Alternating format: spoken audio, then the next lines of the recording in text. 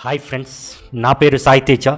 నేను మీకు ఈరోజు చెప్పబోయే అంశం చరిత్రకు ముందు ఐర్లాండ్ యొక్క చరిత్ర మనం చూసుకుంటే క్రీస్తు పూర్వం 10,000 వరకు ఐర్లాండ్లో అధిక భాగం మంచుతో కప్పబడి ఉండేది. తెలుసా మీకు? ఐర్లాండ్ సముద్ర మట్టాలు గ్రేట్ బ్రిటన్లో ఉన్నట్లు తక్కువగా ఉండేది.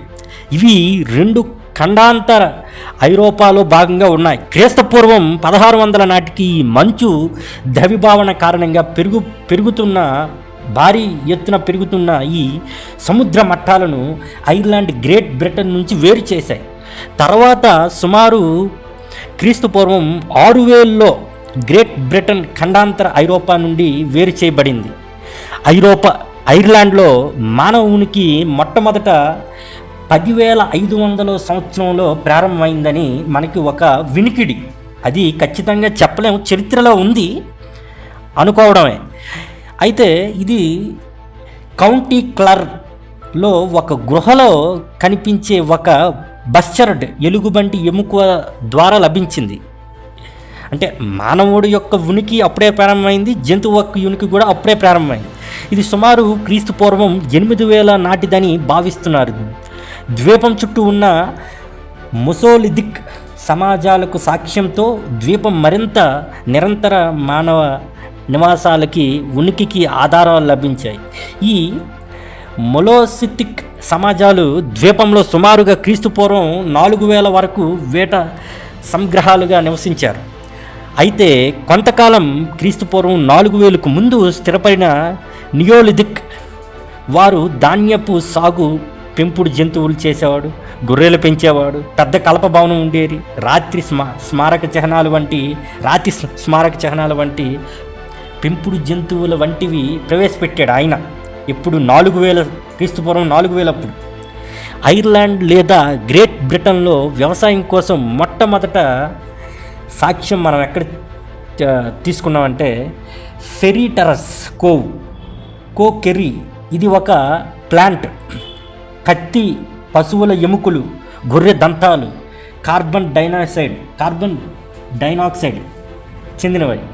క్రీస్తుపూర్వం 4,350 నాటికి ఐర్లాండ్ వివిధ ప్రాంతాలలో ఫీల్డ్ వ్యవస్థ, సైడ్ ఫీల్డ్స్తో బాగా అభివృద్ధి చెందాయి. ప్రస్తుతం టైర్లెల్ ఫీట్ కింద భద్రపరిచిన విస్తృతమైన క్షేత్ర వ్యవసాయ వ్యవస్థ ప్రపంచంలో అతి పురాతనమైనది. పొడి రాతి గోడలచే వేరు చేయబడిన ఈ చిన్న విభాగాలు ఉన్నాయి. క్రీస్తుపూర్వం 3,500లో ఉండేవి. క్రీస్తుపూర్వం 3,000లో కొన్ని శతాబ్దాలు వరకు ఈ క్షేత్రాలు సాగు చేయబడ్డాయి. గోధుమలు, బార్లీ ప్రధాన పంటలుగా ఉండేవి. క్రీస్తుపూర్వం 1169న నార్మన్ ఆంగ్లేయులు దాడులు ప్రారంభమయ్యాయి ఈ ఐర్లాండ్లో. అంతవరకు అక్కడ ఉన్న ప్రజలు అత్యంత విలాసవంతంగా మరియు అత్యంత ప్రశాంతంగా జీవించిన వాళ్ళ బతుకుల్లో ఒక గ్రైనేట్ బాంబు పడినట్టు శబ్దాలు. 1160 మే 1న కాంబో నార్మన్ సామ్రాజ్యం సాహసయాత్ర సుమారు 600 సైన్యంతో ప్రస్తుతం ఉన్న కౌంటీ వెక్స్డోర్ స్టాండ్ వద్ద దిగింది. దీనికి నాయకత్వం వహించిన రిచర్డ్ డేక్లెర్ అనేవాడు ఒక అత్యంత సాహసోపేతమైన వ్యక్తి మరియు అత్యంత అన్యాయంగా ఒక స్థాయిని కూడా దిగజార్చుకొని ఆయన పనులు చేసేవాడు. 1155లో 4వ యుద్ధం జరిగింది. ఇందులో ఐర్లాండ్లో వాళ్ళు గెలిచారు.